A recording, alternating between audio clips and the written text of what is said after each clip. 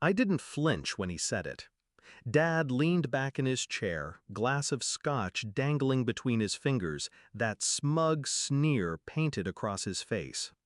"You're not welcome at our luxury resorts," he told me, as if his words could strip me of oxygen. I only smiled, picked up my phone, and said calmly, "Security, remove the Fairchild family's VIP privileges, all of them." That night, their keycards stopped working. It wasn't always like this. There was a time I would have begged for their approval. When I was younger, they dangled affection like a prize. My grades, my achievements, my very existence. It was never enough. My sister, Claire, was the golden child. I was the afterthought. Whenever we visited one of their sprawling resorts, they'd parade her like a trophy and remind me, "Don't embarrass us." I swallowed it, year after year. But beneath that polished family portrait, I saw the cracks. Dad's cruelty masked as discipline. Mom's cold silences whenever I sought comfort. And Claire always grinning at my expense, feeding off my humiliation. The Fairchild name meant power, wealth, influence, but to me it meant exile. The first betrayal came the day I graduated college. I had just walked across the stage, diploma in hand, when Dad shook my hand stiffly and whispered, "Don't expect us to fund your little dreams." My little dreams were to take the crumbling boutique hotel my grandmother left me and restore it. They laughed when I pitched the idea. "Stick to something safe," Claire mocked. I walked away that day with nothing but spite. But spite is fuel. While they poured millions into their flashy resorts, I worked quietly. I lived inside that old hotel, fixing rooms myself, painting walls until my hands blistered, negotiating with suppliers one by one. I learned the business from the ground up. It took years, but the hotel thrived. Then I bought another, then two more. My empire wasn't loud like theirs. It was deliberate, precise. Boutique luxury, personalized experiences, a clientele that craved exclusivity. Ironically, it was Claire who tipped me off to their weakness. At some family dinner, she boasted about their VIP loyalty program. Unlimited perks, free upgrades, black cards that worked across every resort. It was their pride and their Achilles heel.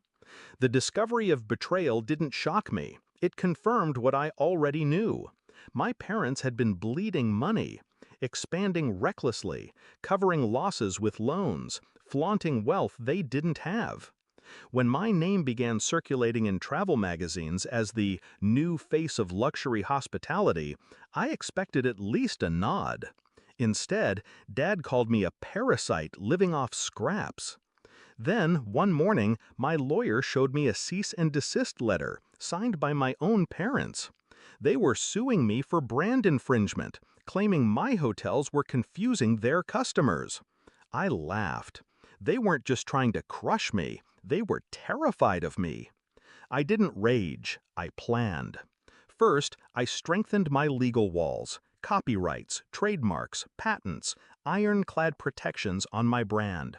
My lawyers were wolves, hungry for a fight. Then I moved silently into their world. I bought stock, tiny pieces of their company, enough to slip into shareholders' meetings unnoticed, enough to gain access to the data they thought I'd never see. The numbers were worse than rumors suggested.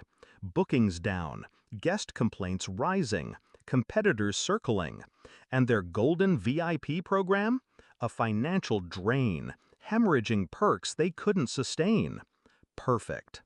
The execution was meticulous. Step 1, I acquired their loyalty program's back-end system. Not illegally, but through a failing subcontractor they'd neglected to pay. With it, I gained quiet administrative access. Step 2, I upgraded my own loyalty program, offering seamless migration for anyone tired of Fairchild's faltering perks. A mass exodus began. Guests whispered, influencers compared, and suddenly my brand was the destination for those who mattered.